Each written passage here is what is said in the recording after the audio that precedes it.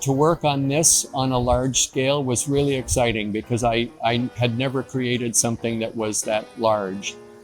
There's something about the fact that it goes from a small paper model and is infinitely expandable until it reaches the size that works best on stage. There's an incredible quality that paper has of being able to fold and yet hold on to that shape.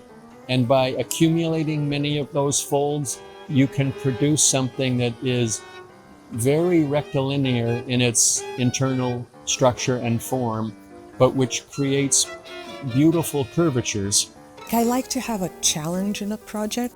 In this case, we already had a set that's quite striking. So my work had to incorporate elements of that set and make sense with it.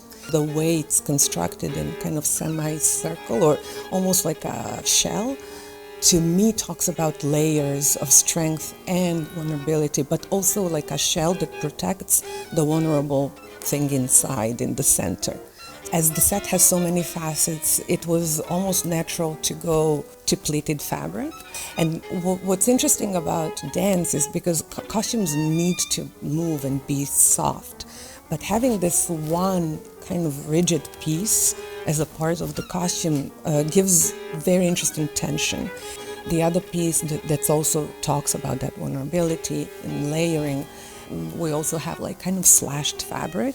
They look closed as the dancer expands their back or front, or however they move, they will open up, kind of showing the layers within a person. The costume is there really to support something else, the bigger picture.